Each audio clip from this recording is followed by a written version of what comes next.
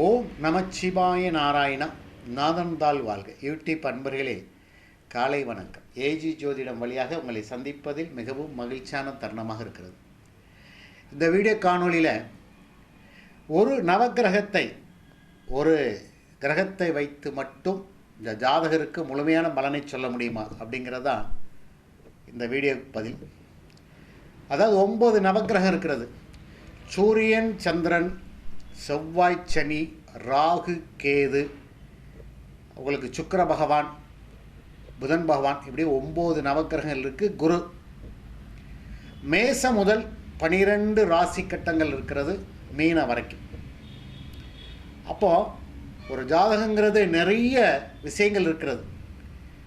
அப்போ ஒரு நவக்கிரகம், ஒரு கிரகம் மட்டும் ஆட்சி உச்சம் பெற்றால் அவர் இப்படி தான் இருப்பார், இந்த பலன்கள் இப்படி தான் இருக்குது அப்படின்னு பொதுவாக சொல்ல முடியுமானா சொல்ல முடியாது.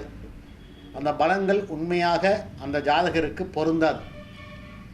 ஜோதிடம் என்பது எல்லா நவக்கிரகங்களும் ராசி கட்டங்களும் ஆராய்ந்து என்ன திசை நடக்கிறது, என்ன புத்தி நடக்கிறது, என்ன அந்தரம் நடக்கிறது, கோச்சாரத்தில் என்ன கிரகம் வந்திருக்கிறது, ராசிக்கும் லக்கணத்துக்கு எந்த கிரகம் வந்திருக்கிறது, எந்த கிரகம் உங்களுக்கு எந்த ராசியில் இருக்கிறது என்பதை பொறுத்து மட்டும்தான் முழுமையான நல்ல தெளிவான பலன்களை ஜாதகருக்கு சொல்ல முடியும். ஒரே ஒரு கிரகத்தை வைத்து மட்டும் ஜாதகருக்கு பலன் சொல்ல முடியாது. அந்த பலன் முழுமையாக அது பொருந்தாது. குருவை வைத்து நிறைய குழந்தை செல்வங்கள் உண்டு அப்படின்னு சொல்ல முடியுமா? சொல்ல முடியாது. குழந்தை செல்வத்துக்கு குரு முக்கியமானவர் தான். ஆனால் 5ஆம் இடம் பார்க்க வேண்டும், 9ஆம் இடமான பாக்கியம் பார்க்க வேண்டும்.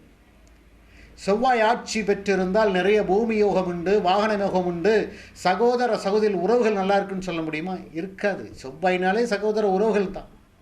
அதில் செவ்வாய் எப்படி இருக்கிறார், எந்த ராசியில் இருக்கிறார், சனியுடைய பார்வையில் இருக்கிறாரா, இதெல்லாம் பார்க்கணும். ராகு கேதுடைய சேர்க்கை இருக்கிறதா? சூரியன் நல்லா இருந்தான்னா நல்ல தந்தை, உயர்ந்த குடும்பம் அப்படின்னு சொல்ல முடியுமா? அரசாங்கத்தில் உயர்ந்த பதவியில் இருக்காருன்னு சொல்ல முடியுமா? இல்லை. அரசாங்கத்தில் உயர்ந்த பதவியில் இருக்கிறதுக்கு சூரியன் நல்லா இருக்கணும், குருவும் நல்லா இருக்கணும், ராசிக்கு லக்கணத்துக்கு 10ஆம் இடமான தொழில் ஜீவனஸ்தானம் நல்லா இருக்கணும். புதன் நல்லா இருந்தானா நல்ல படிப்பார், கெட்டிக்காரர், புத்திசாலி என்று சொல்ல முடியுமா? புதன் மட்டும் இல்லை, புதன் அறிவுக்கு சேர்ந்த கிரகம் இருந்தால் 4ஆம் இடம் உயர்கல்வி, 2ஆம் இடம் அடிப்படை கல்வி, 9ஆம் இடம் பாக்கியம், தொழில் ஸ்தானம் எப்படி இருக்கிறது பார்க்கணும், பூர்வபுணி எப்படி இருக்கிறதுன்னு பார்க்கணும். இதெல்லாம் பார்த்தா தான் அவர் எந்த கல்விக்கு தகுந்த வேலை பார்ப்பாரா என்று சொல்ல முடியும்.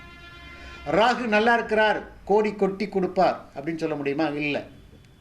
அவர் ராகு கொட்டி கொடுத்து கவுக்கவும் செய்வார். கேதுவை வைத்து ஞானக்காரகன், ஆன்மீகத்தில் ரொம்ப நாட்டம் உண்டு. கேது சனியுடைய சேர்க்கை ஆன்மீகவாதி அப்படின்னு ஒரு முழுமையாக சொல்ல முடியுமா?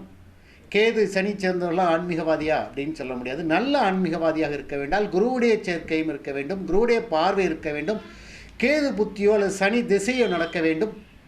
இந்த மாதிரி நல்ல விஷயங்கள் நடக்கணும் என்றால் 9 நவக்கிரகங்களும் 12 ராசி கட்டங்களும் 27 நட்சத்திரங்களும் ஒன்றாக நல்ல சேர்ந்து நல்ல திசை மடக்கும் அமைப்பையும் பார்த்து தான் அந்த ஜாதகருக்கு முழுமையான பலனை சொல்ல முடியும். அந்த பலன்கள் தான் அவருக்கு போய் சேரும். அதுதான் உயர்ந்த ஜாதக பார்க்கக்கூடிய அமைப்பு. ஒரு கிரகத்தை மட்டும் வைத்து பலனை சொல்லவே முடியாது. இந்த வீடியோ பிடிச்சிருந்துன்னா லைக் பண்ணுங்கள், ஷேர் பண்ணுங்கள், சப்ஸ்கிரைப் பண்ணிக்கிடுங்க. ஒரு பெல் பட்டன் வரும், அதையும் அழுத்திக்கிடுங்க. அப்படின்னா நாங்கள் போடுற ஒவ்வொரு வீடியோவும் உங்களுக்கு நோட்டிஃபிகேஷன் வரும். நன்றி, வணக்கம்.